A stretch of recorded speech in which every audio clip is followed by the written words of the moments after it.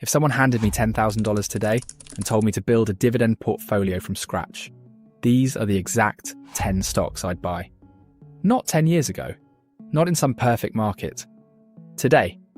This isn't a list of the highest yields. It's not the safest companies. It's not the fastest growers. It's the 10 stocks that balance yield, safety, and growth in a way that actually builds passive income you can count on. I'm going to show you each stock, why it makes the cut, what yield it pays, and exactly how much of that $10,000 I'd allocate to it. By the end, you'll have a complete portfolio you can copy today if you want. Let's start with my selection criteria. Before we dive into the stocks, here's what I'm looking for. Yield between 3 and 7%. Not so low it's pointless. Not so high it's a trap. Companies with at least 10 years of consistent dividend payments. Proven track records matter. Diversification across sectors. I don't want all my dividend income tied to one industry. And finally, companies I actually believe will exist and pay dividends 10 years from now. Here's stock number 1, Realty Income, ticker O. This is the monthly dividend company. Most stocks pay quarterly. Realty Income pays every single month. Current yield is around 5.5%. On $1,500, that's about $82.50 annually, or roughly $7 monthly. Realty Income owns over 13,000 properties. Retail, commercial, industrial. They lease to tenants like Walgreens, Dollar General, and FedEx. Long-term leases with built-in rent, increases. This is my income foundation. The monthly payments create psychological momentum. Seeing dividends hit your account 12 times a year instead of 4 keeps you invested. Allocation, $1,500. This is my largest individual position because monthly income matters more than people realize. It keeps you engaged and prevents panic selling during downturns. Number 2, Johnson & Johnson, ticker JNJ. Dividend aristocrat with 62 consecutive years of dividend increases. Current yield is around 3%. On $1,500, that's $45 annually. J&J makes everything from band-aids to prescription drugs to medical devices. Diversified healthcare, recession-resistant. People need medicine whether the economy is booming or crashing. The yield isn't exciting.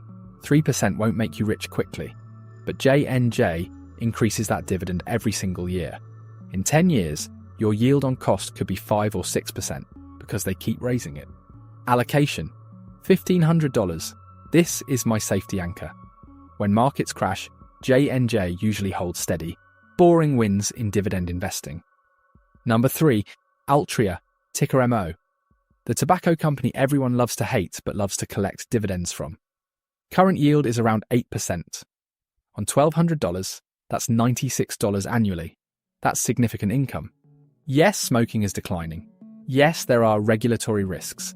But Altria also owns stakes in cannabis and vaping companies. They're diversifying. The dividend is massive and consistent. They've paid for decades. The stock price barely moves, which is fine. I'm buying for income, not growth. Allocation, $1,200. I'm not going heavy because of the risks, but ignoring an 8% yield from a company that survived this long would be foolish. Income is income. Number 4, Procter & Gamble, ticker PG. Another dividend aristocrat with 67 consecutive years of increases. Current yield is around 2.5%. On $1,000, that's $25 annually. PG makes Tide, Crest, Pampers, Gillette. Products people buy in good times and bad times. You still brush your teeth during a recession. The yield is low, but PG raises it every year without fail. Reliability matters. This is a sleep well at night stock. Allocation, $1,000. Not my biggest position because the yield is modest, but every diversified dividend portfolio needs boring consumer staples.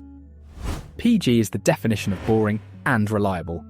But the stock most people overlook in dividend portfolios is coming up at number 9. It has a hidden advantage that makes it recession-proof in both good times and bad. Keep watching. Number 5, AbbVie, ticker ABBV. Pharmaceutical company spun off from Abbott Laboratories. Current yield is around 3.8%. On $1,200, that's about $46 annually. AbbVie makes Humira, one of the world's top-selling drugs. They're transitioning as Humira loses patent protection, but they have a strong pipeline of new treatments. The dividend has grown consistently since the spin-off. They're committed to returning cash to shareholders. Allocation, $1,200. Solid healthcare exposure with a better yield than J&J. Slightly higher risk because of the Humira patent cliff, but management has handled the transition well so far. Diversification across healthcare companies makes sense. Number 6, Microsoft, ticker MSFT, the dividend growth machine. Current yield is only around 0.75%. On $1,000, that's $7.50 annually. Terrible yield, so why include it? Because Microsoft raises its dividend aggressively. The yield is low because the stock price keeps climbing. Total return matters, not just yield. Microsoft owns Azure, Office, LinkedIn, Xbox. Dominant positions in cloud, productivity, and gaming. This company will exist and thrive for decades. Allocation, $1,000. Small position because the yield is weak, but I want exposure to dividend growth. In 20 years, this might be my highest paying position. Number 7, Coca-Cola, ticker KO. Dividend aristocrat with 61 years of consecutive increases. Current yield is around 3%. On $800, that's $24 annually. Coke sells beverages in every country on Earth. Recession resistant, brand power is unmatched. Warren Buffett has owned Coke for decades. If it's good enough for Buffett, it's good enough for me. Allocation, $800. Smaller position because the yield is modest and growth is slow. But every dividend portfolio benefits from a globally diversified consumer brand. KO fits that role perfectly. Number 8, Visa, ticker V, the payment processing giant. Current yield is around 0.7%. On $800, that's about $6 annually. Almost nothing. But Visa processes trillions in transactions globally. Every time someone swipes a card, Visa collects a fee. Digital payments are growing, not shrinking. The dividend grows double digits annually. Visa raises aggressively because they print cash. Allocation, $800. Small position because the current yield is terrible.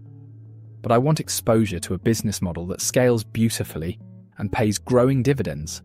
V provides that. Number 9, Home Depot, ticker HD, the home improvement giant. Current yield is around 2.4%. On $800, that's about $19 annually.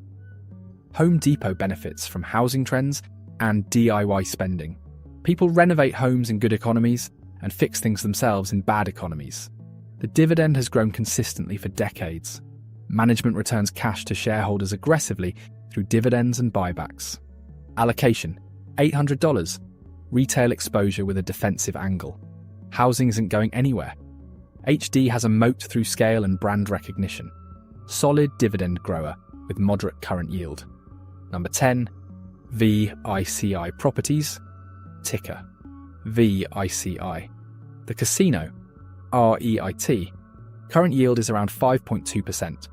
On $1,000, that's $52 annually. VICI owns the land and buildings under major casinos like Caesars Palace and MGM Grand. They lease the properties to casino operators. Real estate ownership with no gambling risk. The tenants run the casinos. VC just collects rent. Monthly payments like realty income. Strong yield. Real estate diversification. Allocation, $1,000. Second RE, IT position for diversification. Different property types than O. Casino real estate is unique exposure. The yield is strong and the business model is simple. Let's add it up. 10 stocks, $10,000 allocated. Total annual dividend income, approximately $420.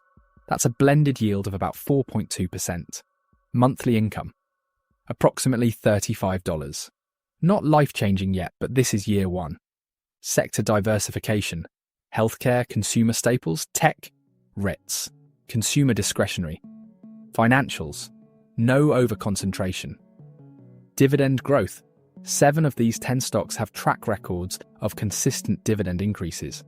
In 10 years, your yield on cost could easily be 6 to 8% as they raise dividends. Here's what happens if you reinvest those dividends and add $1,000 annually. In 10 years, you'd have roughly $25,000 to $30,000 invested with annual dividend income around $1,000 to $1,500. In 20 years, you'd have $60,000 to $70,000, invested with annual income around $3,000 to $4,000. That's the power of consistent dividend investing with quality stocks. If you're ready to build this portfolio, here's what to do first. Open a brokerage account if you don't have one. Fidelity, Schwab, Vanguard, all work fine. Don't buy all 10 stocks at once unless you have the full 10,000 ready today. If you're building over time, start with the highest conviction positions. Realty. Income, J&J and Altria give you monthly income, safety, and high yield immediately. Turn on dividend reinvestment for every position.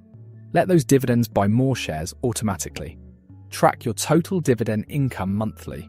Watching it grow keeps you motivated. And most importantly, don't sell when the market drops. Dividend investing requires decades, not months. Stay consistent. You just got my exact 10-stock portfolio. Now here's what separates people who build wealth from people who just collect stock lists. Execution. You can have the perfect portfolio on paper and still fail if you don't actually buy the stocks. Reinvest the dividends and hold through volatility.